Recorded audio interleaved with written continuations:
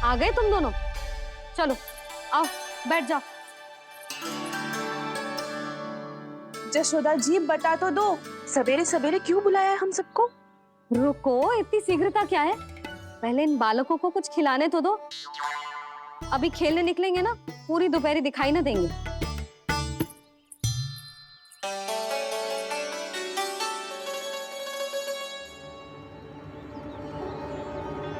मैया देखो ना, कैसे अपने आभूषणों का दिखावा कर रही है जी सुलोचना। चिंता मत कर बहू, शीघ्र ही हम इससे अधिक आभूषण और इससे अधिक उत्तम वस्त्र पहन के घूमेंगे। ये देखो, तुम दोनों के लिए क्या बनाओ है मैंने। पूरे गोकुल में प्रसिद्ध मेरे पेड़े। चलो लो। यशोदा, ये तो बहुत सारे हैं। हाँ जशोदा जी, इतने सारे तो मैं भी ना खा पाऊँ। क्यों दृष्टि लगा रही हो सुलक्षणा? बढ़ती आयु के बालक हैं, खाने दो इन्हें। तुम सब कछु मत सुनना, जी भर के खाओ। लेगा ना?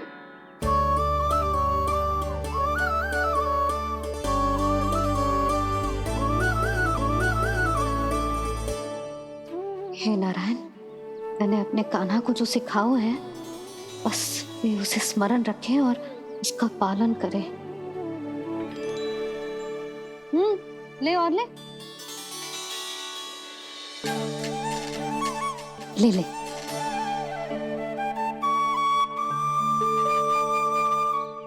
आज तो एक के बाद एक पेड़ मिल रहे हैं, वो भी बिना रोक टोक के।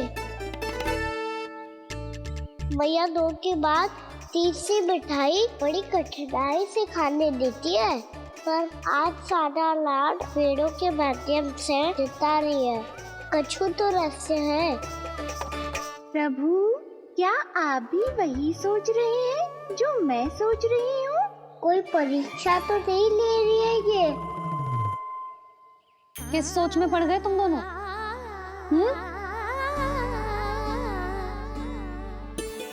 खाओ ना।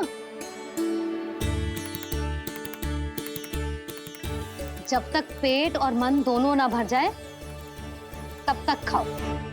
बस यशोदा, इतना पर्याप्त है। अरे ना जिज्जी, घर के शुद्ध मावा और गुड़ के बने, कितना भी खा ले कोई हानि ना होगी। लो और लो।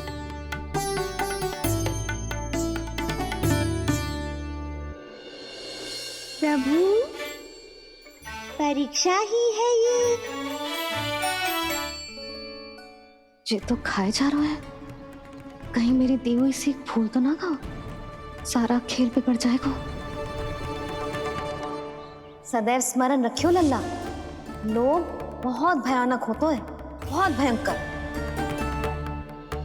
जो एक बार हमारे मन में प्रवेश करके हमें भीतर से ही जकड़ लेता है, इसके कारण हम अधिक से अधिक और अधिक से अधिक पाने की इच्छा करने लगते हैं। क्या हुआ कान्हा, रुक क्यों गए?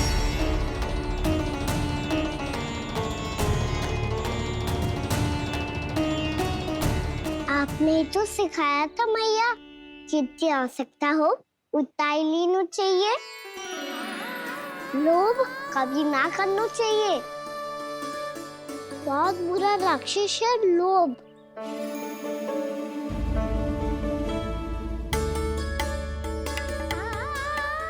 थोड़ा और खाने में कोई बुराई ना है कान्हा, ले ले। ना मैया, लो मैं अधिक खाऊंगा तो फिर पेट पकड़ के बैठना पड़ेगा।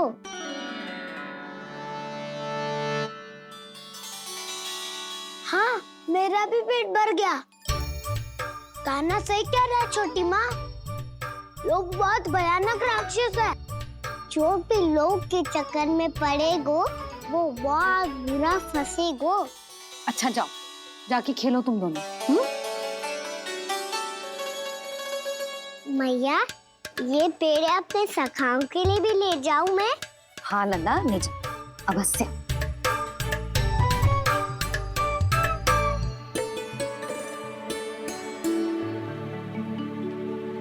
देखो, जो बात इन नन्हे से बालकों को भी समझ में आ रही है, वो तुम सबकी समझ क्यों ना आ रही?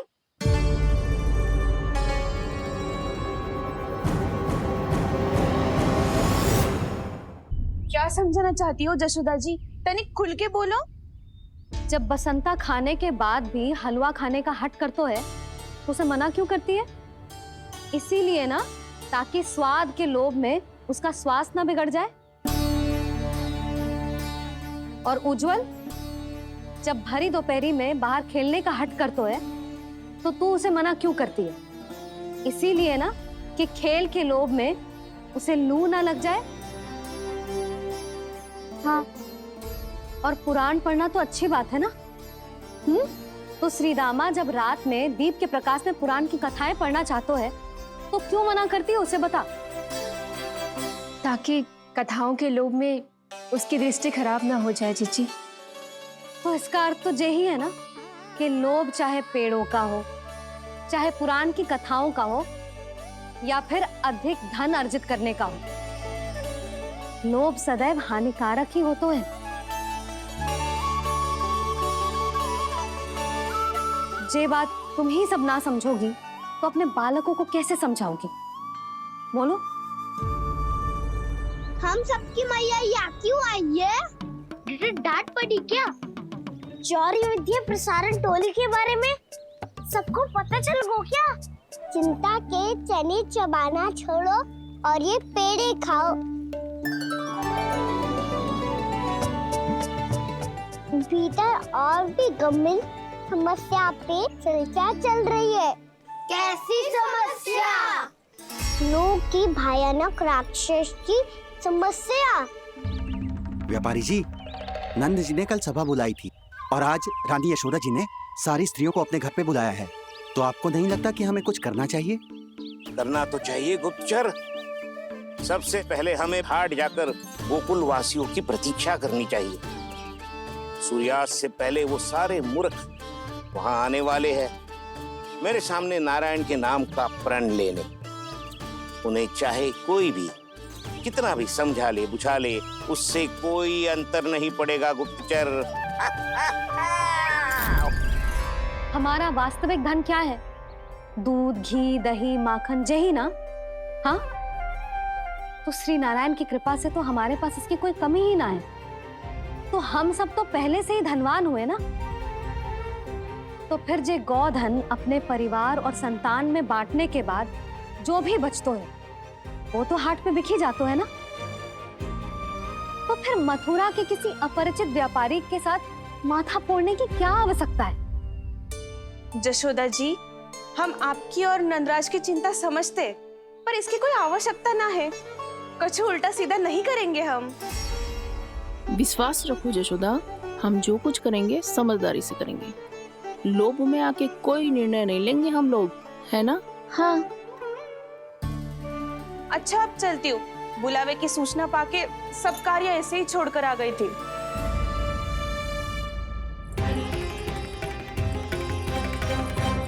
अब किसको घेर लियो? लोभ के भयानक राक्षस ने। ये तो तभी पता चलेगा जब वो सब बाहर आएंगी। तब तो सबको बहुत ध्यान से देखना पड़ेगा।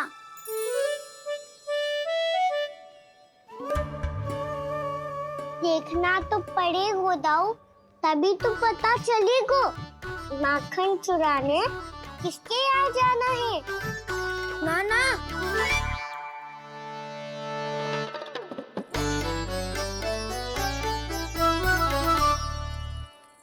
लोग का राक्षस तो उनके पास दिख ना रहे हुआ है।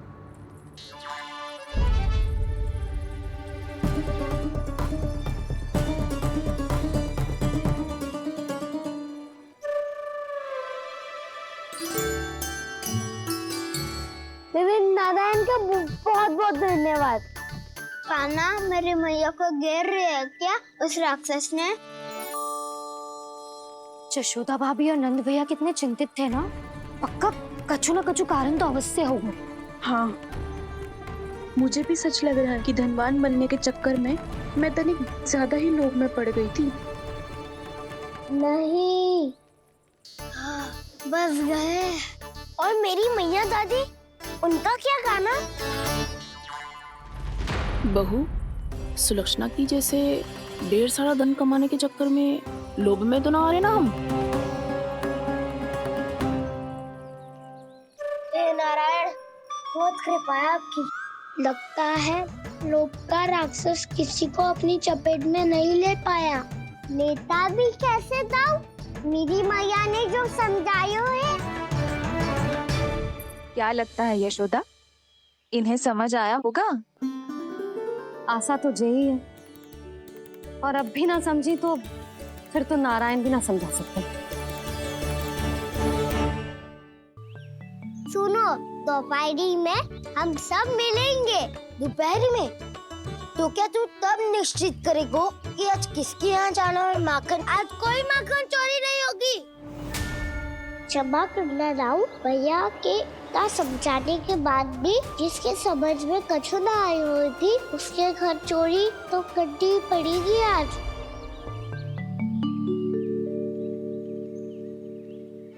व्यापारी जी, सारी स्त्रियां एक साथ यहीं आ रही हैं। मेरे चक्रव्यूह में फंसने की इतनी शीघ्रता कि संध्या तक भी नहीं रुक पाई।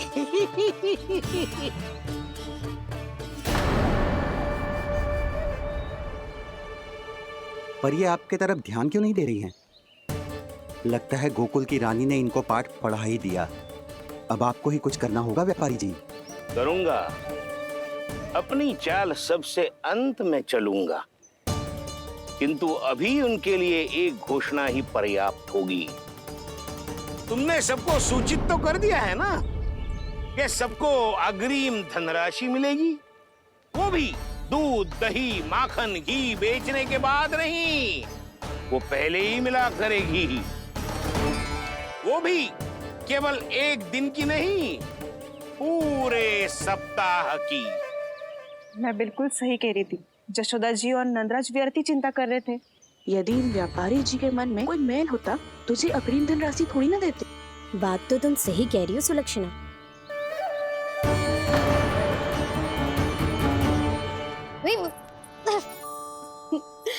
कितनी शरारत करते है तू? काजल लगाने दे मुझे। भैया पहले मुकुट लगाओ ना।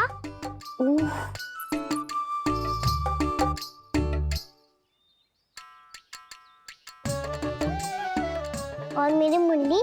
हाँ हाँ रुक जा, चले बस होगा प्रसन्न। भैया मैं ना चाहता मैं इसे फिर से भूल जाऊं, नहीं तो कड़ी धूप में इसे लेने वापस लौटना पड़ता है। चल अब बैठ जा, अब मुझे काजल लगाने दे लेना। भैया इतना सारा काजल मत लगाओ, छोटा सा बालक लगता हूँ मैं। आहा, नखरे तो देखो, इतना सज धज के तो तेरे बाबा भी ना जाते बाहर, दृष्टि लग जाएगी लल्ला।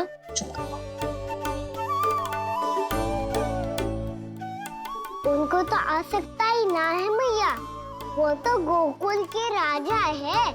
वैसे भी मुझे भी कम मत समझो, मैं भी राजा हूँ अपनी टोली का। कौन सी टोली? अपनी। ये क्या कर रहे हैं प्रभु? बता, कौन सी टोली? बालकों की टोली मैया, मारी खीर वाली टोली का।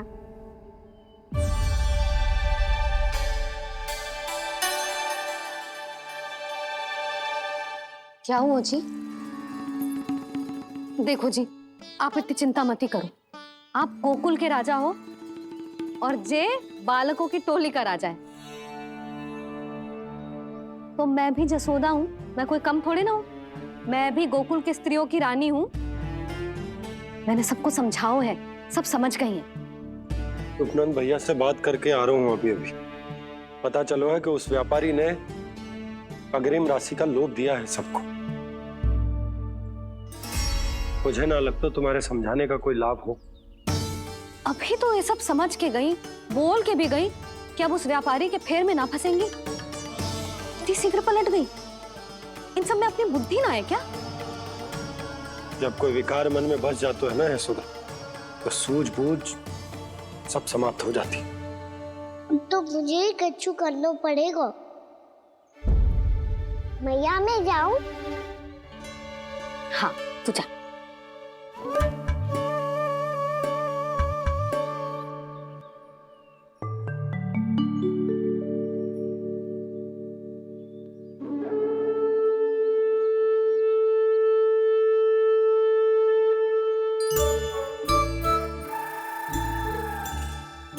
बहुत बड़ी समस्या हो गई है सखाओ।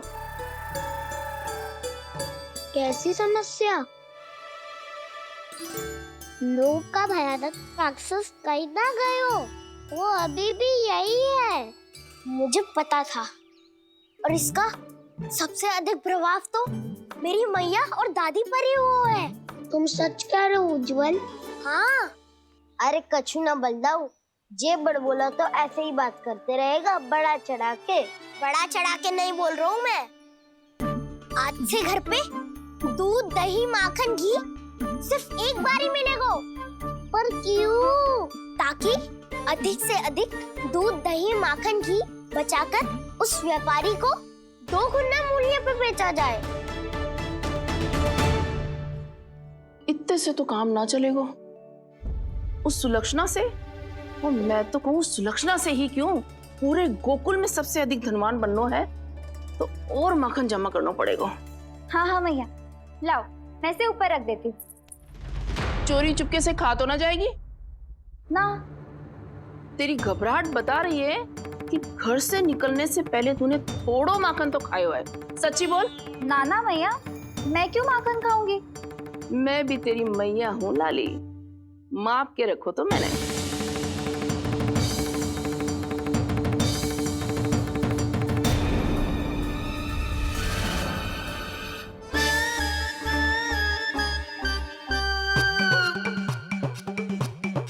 हाय रे, तूने तो सच्ची में माखन खायो है। तनिक भी लज्जा ना आई तुझे? असत्य बोलने से पाप लगता है मैया। और जितनी बार आप माखन नाप रही है, उतनी बार डंडी पे लगा माखन आप स्वयं चाट रही है और दोष मुझ पे दे रही है। वो तो बस मैं इसलिए चाट रही थी कहीं व्यर्थ ना जाए। और तेरी जीभ है कि तीखी मिर्ची। एक तो मैया से बहस करती है और चोरी चुपके स्वयं खा के मैया पे दोष भी धरती है। हे नारायण, कैसी बहू दी है मुझे। जा दूर हो जा मेरे कक्ष से। और माखन के तो आसपास भी दिखने की आवश्यकता ना है।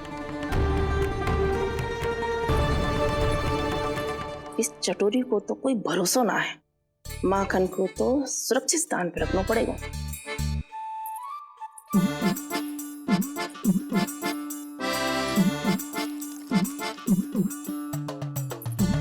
यदि बहू ने अब मटकी उतारने को प्रयास किया तो अचानक पानी गिर जाएगा और घबरा के वो चिल्लाएगी और मुझे पता पड़ जाएगा। मैया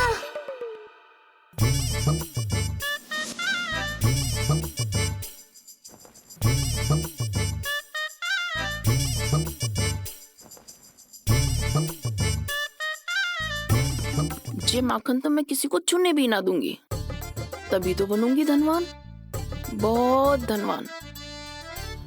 मैया माखन बेचने कहीं अकेली ना निकल जाए। ये तो पता भी ना चलने देगी कि कितना धन मिलो है।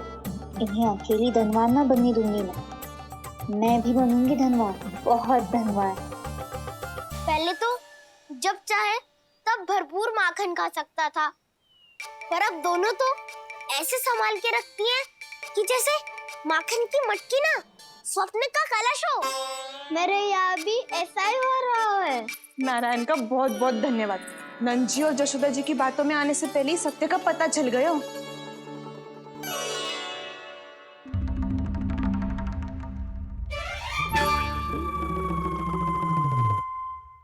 ये इतना सारा माखन। दृष्टि मत लगा। पेट पे पट्टी बांध के रात रात भर भूखा रह के बड़ी कठिनाई से माखन इकट्ठा किया है जे। तो क्या आपने निर्णय ले लियो है कि आप उस व्यापारी को वचन दे दोगी? अरे जब द्वार पे साक्षात लक्ष्मी जी हो तो द्वार बंद ना करते बावली।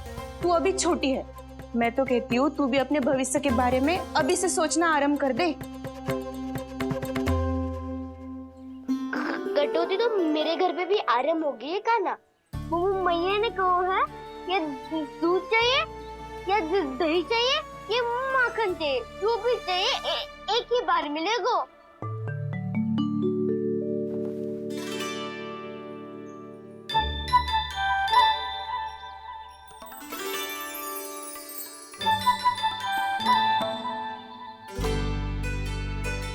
तब हमारी टोली को ही कुछ करना पड़ेगा। तुम सबको तुम्हारा अधिकार मिले ये हमारा कर्तव्य है।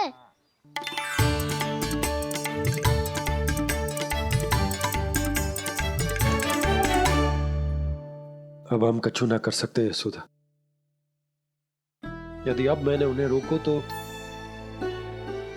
उन्हें लगेगा कि मैं उनसे उनकी उन्नति का अधिकार छीन लूं।